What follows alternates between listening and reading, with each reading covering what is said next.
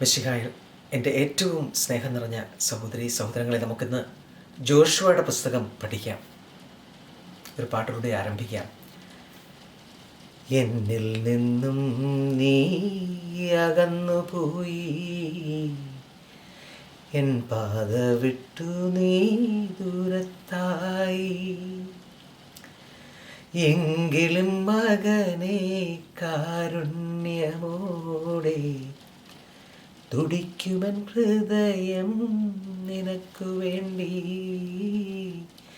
എങ്കിലും മകനെ കാരുണ്യമോടെ തുടിക്കുമൻ ഹൃദയം നിനക്കു വേണ്ടി.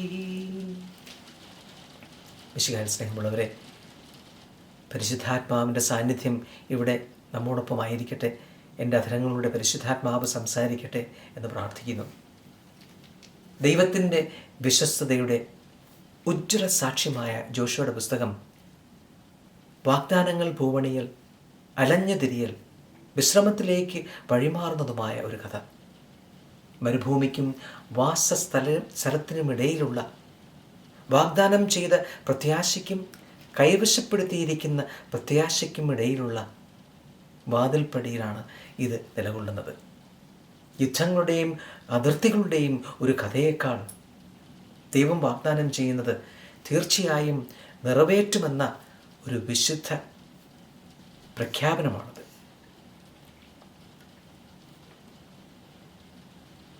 മോശയുടെ മരണത്തോടെയാണ് കഥ ആരംഭിക്കുന്നത്. ഒരു വലിയ ദാസൻ വീണു. ഭാവിയെക്കുറിച്ചുള്ള അനിശ്ചിതത്വത്തിൽ ആളുകൾ ജോർദാൻ്റെ കരയിൽ നിൽക്കുന്നു. എന്നിരുന്നാലും ദൈവം യോശുവയോട് ആർദ്രമായും ഉറപ്പിച്ചും സംസാരിക്കുന്നു. ഇതാണ് പറഞ്ഞത്: ഞാൻ മോശയുടെ കൂടെ ഉണ്ടായിരുന്നത് പോലെ ഞാൻ നിന്നോട് കൂടെയും ഇരിക്കും.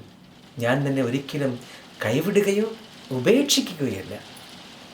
ഈ ദിവ്യ ഉറപ്പ് പുസ്തകത്തിൻ്റെ ഹൃദയമെടുപ്പാണ്. ജോഷുവയ്ക്ക് ആവശ്യമായ ശക്തി വാളിൽ നിന്നോ തന്ത്രത്തിൽ നിന്നോ അല്ല, മറിച്ച് ദൈവസാന്നിധ്യത്തിലുള്ള ഉറച്ച വിശ്വാസത്തിൽ നിന്നാണ്. ശക്തനും ധൈര്യശാലിയുമായിരിക്കുക എന്ന് 3 തവണ ദൈവം അവനോട് പറയുന്നു. അവൻ്റെ ധൈര്യം രാവും പകലും ദൈവവചനത്തെക്കുറിച്ചും ന്യായപ്രമാണത്തെക്കുറിച്ചുമുള്ള ധ്യാനത്തിൽ നിന്നൊഴുകി. വിജയം ആരംഭിക്കുന്നത് യുദ്ധക്കളത്തിലല്ല, അനുസരണ ഉള്ള ഹൃദയങ്ങളിലാണ് എന്ന് അവൻ മനസ്സിലാക്കി. ദൈവം അവനെ പഠിപ്പിച്ചു. ഇസ്രായേൽ ജോർദാൻ നദിയിലേക്ക് കാലെടുത്ത് വയ്ക്കുമ്പോൾ ചെങ്കടൽ ഒരിക്കൽ വിഭജിക്കപ്പെട്ടതുപോലെ വെള്ളം വിഭജിക്കപ്പെടുന്നു.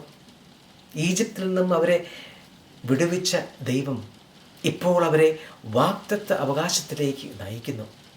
ഉടമ്പടിയുടെ പേടകം അവർക്ക് മുൻപിൽ പോകുന്നു. ദൈവം തന്നെ അവരുടെ യാത്രയുടെ പഥ്യത്തിൽ നടക്കുന്നു എന്നത് തന്നെ ഒരു വിശുദ്ധ അടയാളമാണത്. ജെറീക്കോ ആഴമേറിയ പാഠം ഉദ്ബോധിപ്പിക്കുന്നു. മതിലുകൾ വീഴുന്നത് മനുഷ്യശക്തി കൊണ്ടല്ല, മറിച്ച് അനുസരണയുള്ള ആരാധനയിലൂടെ, മാർച്ച്, കാഹളം, വിശ്വാസം എന്നിവയിലൂടെയാണ്. യുദ്ധത്തിന് മുൻപ് യോശുവ നിഗൂഢമായ കർത്താവിൻ്റെ സൈന്യത്തിൻ്റെ കമാൻഡറെ കണ്ടുമുട്ടുകയും തൻ്റെ ചെരുപ്പുകൾ ഊരിമാറ്റുകയും ചെയ്യുന്നു. കാരണം ഭൂമി വിശുദ്ധമാണ്. ഇപ്പോൾ അവൾ ചവിട്ടുന്ന ഭൂമി, കാരണം ദൈവസാന്നിധ്യമുണ്ട് അവിടെ. സന്ദേശം വ്യക്തമാണ്. ഇത് ദൈവത്തിൻ്റെ യുദ്ധമാണ്, ദൈവത്തിൻ്റെ ദേശമാണ്, ദൈവത്തിൻ്റെ മഹത്വമാണ്. ഇതിലുപരി പുസ്തകം ദൈവത്തിൻ്റെ പരിശുദ്ധിയെയും വെളിപ്പെടുത്തുന്നു. ചില നഗരങ്ങളെ നാശത്തിന് സമർപ്പിക്കാനുള്ള കൽപ്പന. അത് പ്രയാസമായി തോന്നുമെങ്കിലും ഉടമ്പടി വിശ്വസ്തയുടെ ഗൗരവത്തെ പ്രതിഫലിപ്പിക്കുന്നു. ദേശം ഒരു സമ്മാനമാണ്, പക്ഷേ അത് വിഗ്രഹാരാധനയും അനീതിയും കൊണ്ട് മലിനമാക്കരുത്. ആഖാൻ രഹസ്യമായി അനുസരണക്കേട് കാണിക്കുമ്പോൾ മുഴുവൻ സമൂഹവും കഷ്ടപ്പെടുന്നു. ഇതിലൂടെ മറഞ്ഞിരിക്കുന്ന ഭാവം വിശ്വാസ ശരീരത്തെ മുറിവേൽപ്പിക്കുന്നുവെന്നും അനുസരണം ഐച്ഛികമല്ല, മറിച്ച് ജീവൻ നൽകുന്നതാണെന്നും ആളുകൾ മനസ്സിലാക്കുന്നു. കീഴടക്കലിന് ശേഷം വിതരണം വരുന്നു. അതിരുകളും ഗോത്ര വിഭജനങ്ങളും നിറഞ്ഞ അധ്യായങ്ങൾ വരേണ്ടതായിട്ട് നമുക്കൊരു പക്ഷേ തോന്നിയേക്കാം. പക്ഷേ അവ ഒരു അഗാധമായ സത്യം മന്ത്രിക്കുന്നു. ഓരോ വാഗ്ദാനവും ഓർമ്മിക്കപ്പെടുന്നു. ഓരോ ഗോത്രത്തിനും അതിൻ്റെ അവകാശം ലഭിക്കുന്നു. തിരുവെഴുത്ത് പ്രഖ്യാപിക്കുന്നത് ഇങ്ങനെയാണ്: കർത്താവ് നൽകിയ എല്ലാ നല്ല ദാനങ്ങളിലും ഒന്നുപോലും പരാജയപ്പെട്ടിട്ടില്ല. എല്ലാം സംഭവിച്ചു. ദേശം വിശ്രമ സ്ഥലമായി മാറുന്നു. ദൈവത്തിൻ്റെ വാഗ്ദത്ത ദേശം വിശ്രമ സ്ഥലമായി മാറുന്നു. വർഷങ്ങളുടെ അടിമത്തത്തിനും അലഞ്ഞു തിരിയലിനും ശേഷം ഒരു ശബത്ത് അല്ലെങ്കിൽ സാബത്ത് സമ്മാനം. എന്നാൽ ദാതാവിനോടുള്ള തുടർച്ചയായ വിശ്വസ്തയിലൂടെ മാത്രമേ ഈ വിശ്രമം നിലനിർത്താൻ കഴിയൂ. പുസ്തകം പിന്നീട് ഷെഖേമിൽ അവസാനിക്കുകയാണ്. അവിടെ യോശുവ ആളുകളെ കൂട്ടിച്ചേർക്കുകയും അബ്രഹാം മുതൽ ദൈവത്തിൻ്റെ രക്ഷാപ്രവൃത്തികൾ വിവരിക്കുകയും ചെയ്യുന്നു. തുടർന്ന് തുളച്ചു കയറുന്ന ക്ഷണം വരുന്നു. ക്ഷണം ഇതാണ്: നിങ്ങൾ ആരെ സേവിക്കണമെന്ന് ഇന്ന് തിരഞ്ഞെടുക്കുക.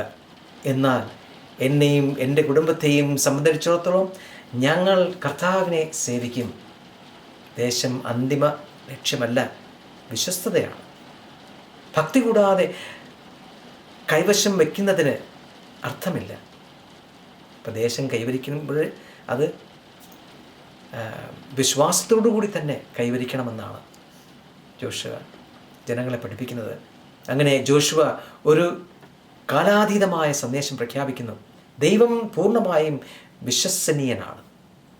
അവൻ തൻ്റെ ജനത്തിനു വേണ്ടി പോരാടുന്നു, അവരുടെ അരികിൽ നടക്കുന്നു, അവൻ്റെ വാക്ക് നിറവേറ്റുന്നു. എന്നാൽ അവൻ പൂർണ്ണ ഹൃദയത്തോടെയുള്ള വിശ്വസ്തതയ്ക്കും ആഹ്വാനം ചെയ്യുന്നു. വിശ്വാസ ജീവിതത്തിന് ശക്തിയും ധൈര്യവും ആവശ്യമാണ്. സ്വയം സൃഷ്ടിച്ച ധൈര്യമല്ല, മറിച്ച് വിശ്വാസത്തിൽ വേരൂന്നിയ ധൈര്യമാണ്. നമ്മുടെ വാഗ്ദത്ത സ്ഥലങ്ങളിലേക്ക് നമ്മെ നയിക്കുന്ന ദൈവം അവിടെ നമ്മോടൊപ്പം വസിക്കുന്നു. അതേ ദൈവമാണ്. എഫ്രായിം, നീ എൻ്റെ വത്സലപുത്രൻ, പൊന്നോമന കുട്ടൻ നീ, നിന്നോടുള്ള സ്നേഹം അവർണ്ണനീയം, നിന്നോർമ്മ എന്നുള്ളിൽ അചഞ്ചലവും. സ്നേഹനിധിയായ ദൈവമേ, ജോഷുവയുടെ ഈ പുസ്തകം ഞങ്ങളെ പഠിപ്പിച്ചതിനെ ഓർത്ത് നന്ദി പറയുന്നു.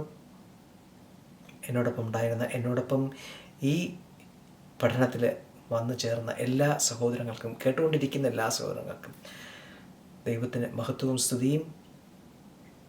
നിങ്ങൾക്കും എൻ്റെ നന്ദി ഞാൻ രേഖപ്പെടുത്തുന്നു. ഒത്തിരി നന്ദി. ദൈവം നിങ്ങളെ അനുഗ്രഹിക്കട്ടെ. God bless you. ആമേൻ.